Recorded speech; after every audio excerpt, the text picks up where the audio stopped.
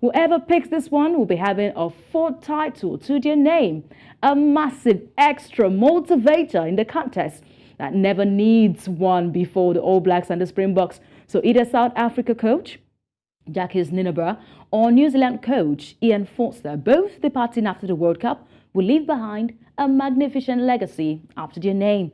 And we want to know who is going to make it a fourth title today. Joining us in this conversation will be rugby commentator Reiner Swart, and of course, one from Kenya, Stephen Ochieng. Reiner Swart from South Africa, thank you so much for joining us on the show. I really appreciate it, and I'm honored to join you. Great to have you. And we have also Stephen Ochieng from Kenya joining us from Nairobi, Kenya. Stephen, thank you so much for joining us on the show. Thanks for the opportunity, Onyinyechi. Glad to be here with you guys. All right, it's going to be an interesting conversation with one from South Africa and Kenya, those who know how to play rugby the most. Reiner, I'll start with you. Two titans of rugby are up for the biggest prize today.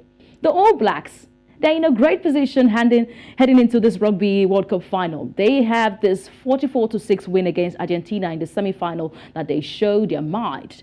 Of course, many opponents were up in that game, and the All Blacks worked at a high level, a very high level.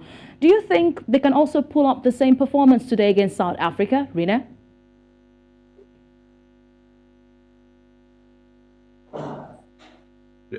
I couldn't hear your question very well. All right, I did say that it's the biggest encounter of the day, the All Blacks against Springboks. The All Blacks have put up a great performance. We saw them against Argentina going 44-6. And they've been coming with the pressing, the pressure, the work rate. We expected to see the All Blacks go all out like that against the Springboks today, Reiner. Yes, I think the All Blacks is going to throw everything to this game, especially in the beginning when we start. I think it's what the Springboks should do is, from a South African's perspective, is to really defend very well in the beginning, because we can't afford to play like in the last two games, in the quarterfinal and in the semi-final, to get the scoreboard go too far ahead with us. You know, this is a game, the expectations in South Africa and the expectations actually in the world is so big on this match, in that it's the first time that we really see this type of a game again in 28 years.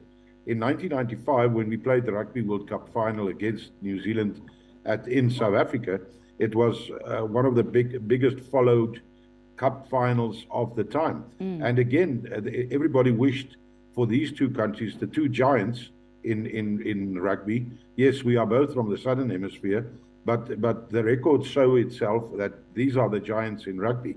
And then taking the Rugby World Cup final again in France is going to be very important for both countries, and not only for the countries. I know that South Africa, we say that they are in France playing for 60 million South African viewers and people in South Africa, but it's actually much more. They're playing for the continent of Africa, and the people of Africa are firm behind South Africa in this of getting a possible fourth World Cup, and the same with New Zealand. In New Zealand, they also need it just as badly. So this match is very equally important to both the countries. So it's going to be a thriller of a game.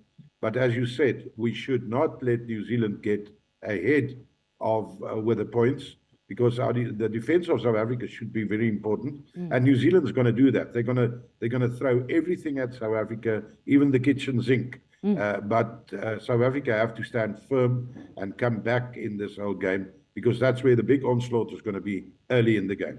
Okay, Reiner, I will be expecting that the support from fans will give the Springboks all they want against the All Blacks. Stephen, this is an African side, a giant in rugby, and they have a history of facing New Zealand in crucial matches. What lessons do you think they can draw from the previous encounters to give them an edge in this final, especially in the terms of their strategies and their tactics, Stephen?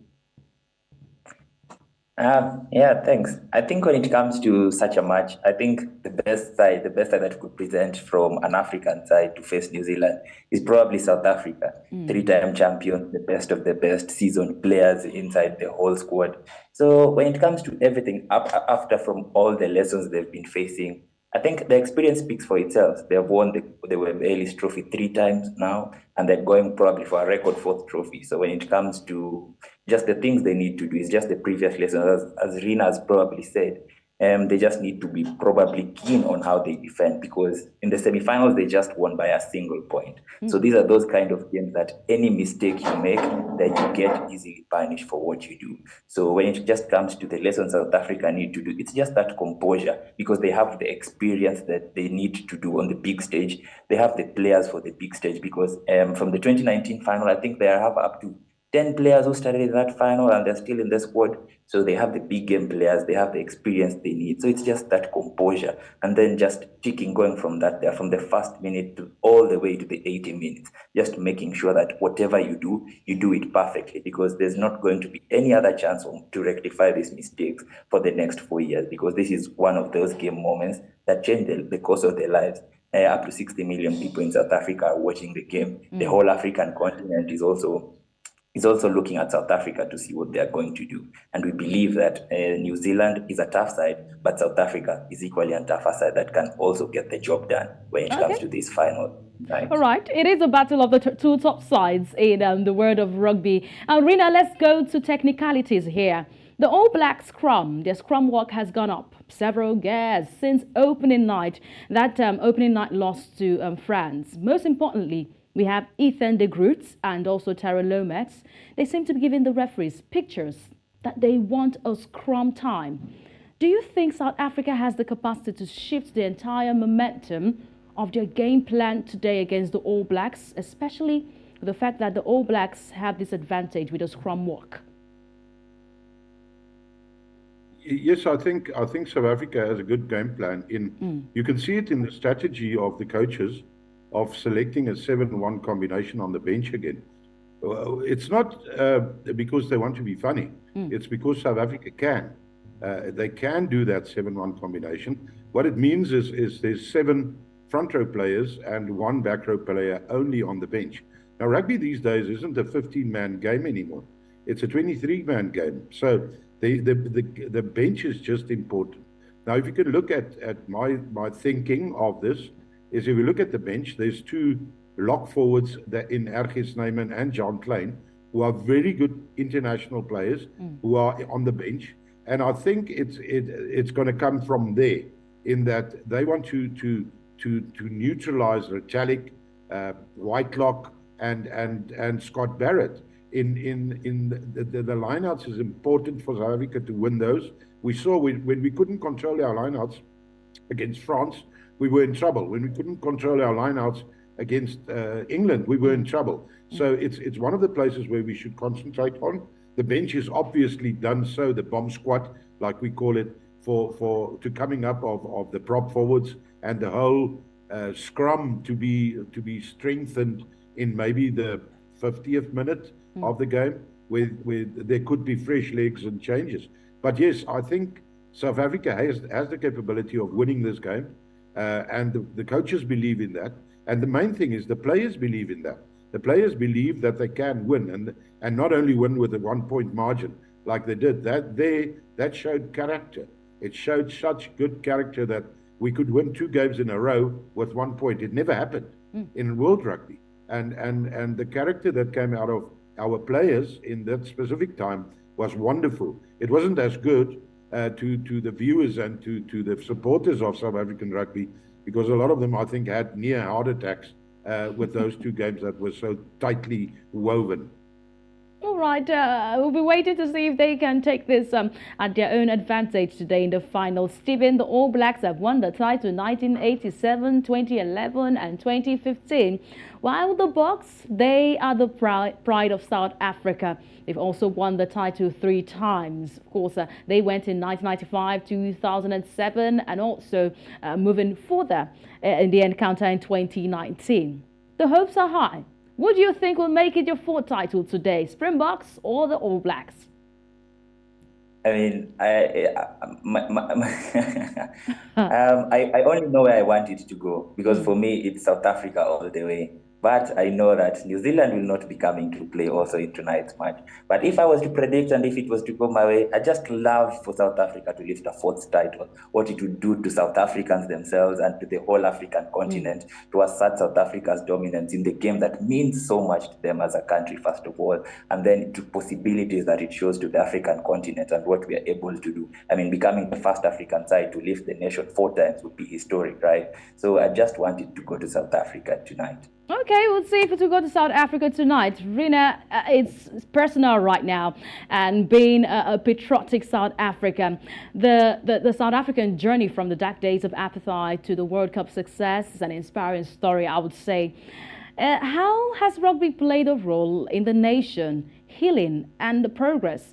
And what will the 4th title, according to how Stephen has predicted right now, what will the 4th title do in this context? Well, Reiner, are you still with me? I could again not hear your question very well. I'll take it again. I beg your pardon. Let me take it again. South Africa has been through a lot from the dark days of apartheid, and now we're heading into the World Cup. South Africa is heading into the World Cup being a very strong side in the world of rugby. How has rugby played a role in the nation's healing and their progress? And what will a 4th title do for them in this context? Oh, it's tremendous. It's tremendous what rugby did, or actually sport, but specifically rugby, what it did for this nation of ours. You know, in '95, when President Mandela was still there, it healed a nation to work together. That's where the Rainbow Nation was actually born during that time. And again, we saw it slipping away a little bit through politics and through a lot of things that didn't go well in South Africa. When 2007, when we won the World Cup again, it combined the nation together again. In 2019, it was like, you can't believe how the nation just stood together. All races, everybody, on the streets, everywhere. Now, we haven't even won the World Cup. But the fact that we are there, the fact that we are at the World Cup final, it is the publicity, the people in the streets, the people in the villages, in the far outstretched parts of South Africa.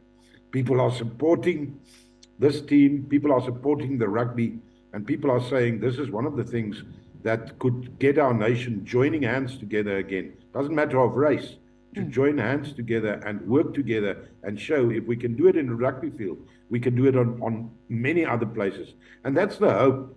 That is the hope that people are getting from sport and getting from this lovely game of rugby, because we are the champions of the world at the moment, and we have to defend it. And people loved it. People just loved that we South Africans, that we are still there. And I hope it's actually, a person phoned me this morning. He didn't say if we win the World Cup. It says when we defend it tonight. When we defend the World Cup tonight, it will be so much better for South Africa, even more, if we do it today. I'll be hoping that South Africa will be able to put a smile on the faces of every Izanzi in the world. We've been speaking to Reiner Swart, a rugby commentator from South Africa, and of course, Stephen Ochieng, a rugby commentator from Kenya. Thank you both for joining us on the show today. We really appreciate the time, and thank you very much for the opportunity to talk to you. You're welcome. It's a pleasure. Thank you, Stephen. Thank you for having me.